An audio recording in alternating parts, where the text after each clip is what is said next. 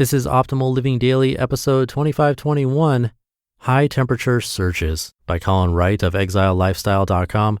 And I'm your narrator, Justin Malik, the guy that reads blogs or articles to you every single day of the year, including weekends and holidays.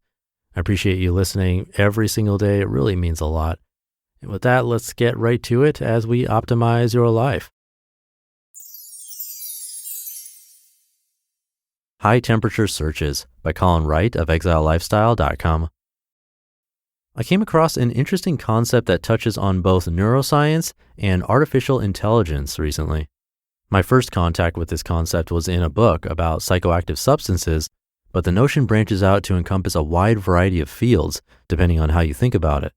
The idea is that some thinking requires more brain power than other types of thinking. In particular, thinking our way through novel problems or trying to come up with original solutions to existing problems. This taxes our brains more than coming up with rote or customary solutions that we can either recall or reference, rather than having to develop new ones out of nothing, from whole cloth.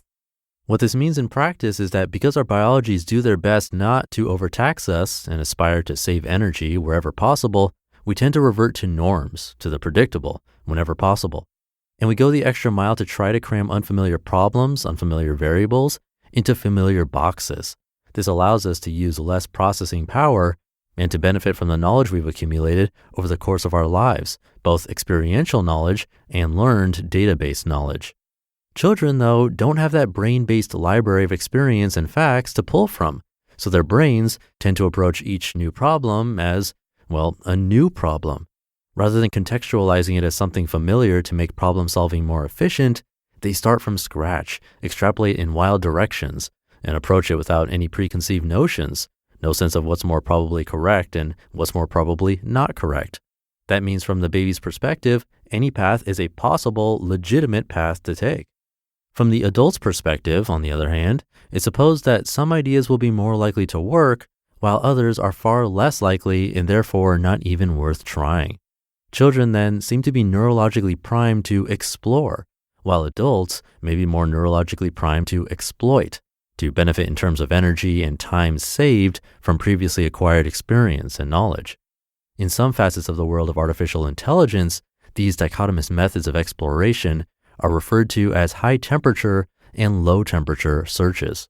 High temperature searches require more energy, more processing power, and therefore cause the hardware hosting the AI to run at higher operating temperatures.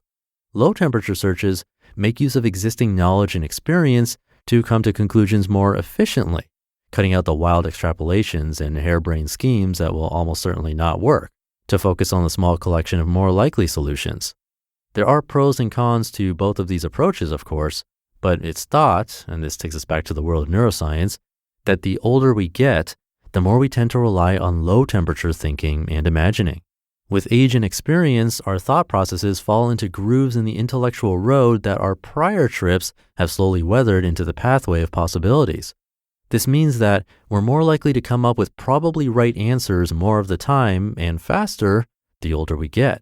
But it also means, on average, that we're less likely to make connections between seemingly unconnected things because we don't even try to do so. We're less likely to come up with asymmetric approaches to solving problems, and we're less likely to defy the way things are and the way things work, as those norms are defined by our lifetime of experiences. There's almost certainly a social component to this, alongside this potential neurological component. Who, after all, wants to be seen trying to drive a nail with a fish instead of a hammer? An adult human tends to know that the hammer will work better, but a baby doesn't, and as a consequence, that baby may try a bunch of silly-seeming things, some view of which may end up being brilliant, while the majority of them only result in a very unhappy fish hammer. This was brought up in a book about psychedelics because it's thought by some that these sorts of substances can help put us adults back in a high-temperature thinking space where the spectrum of what's possible and likely is more expansive, just like when we were kids. That sense of play, that sense of potential increases, unhindered by the grooves our mind tires have eroded over the years, giving us the ability to think more freely, more inefficiently, for a time. This is primarily speculation at this point, but it's an interesting thought. And although I don't have any strong feelings against psychoactives, it's worth considering how we might achieve the same, part of the time at least, without needing any such substances to get us there, without relying on the external to expand our internal capabilities. Might it be possible to liberate ourselves from grooved thinking by simply achieving the proper mindset? Might it be possible to expand our sense of possibility by meditating or breathing the right way, or by having varied enough experiences that we sometimes bypass our sense of shame and concern over being seen as foolish, so that we might justify being more adventurous and childish? It's an idea that's worthy of consideration and a variable that may be worth working into our personal conceptions of self and possibility. It's relatively common to aspire to be more capable, I think, but less common to aspire to be less efficient and more meandering in how we problem solve. Periodic intellectual deviations, though, could prove to be valuable and enjoyable additions to our habitual thought patterns. You just listened to the post titled High Temperature Searches by Colin Wright of ExileLifestyle.com. Thank you to Colin. He's always challenging me, as I usually find his articles to be some of the most difficult to narrate, but challenging for my thoughts too. I found it really interesting when he talked about not thinking outside the box as much as we get older. I guess that's how I'd sum it up. So how do we continue to think like kids with a beginner's mind as we get older, at least without using mind-altering drugs? Well, there's a book called Zen Mind, Beginner's Mind, I'm pretty sure that's what it's called, that goes into this in a bit more detail.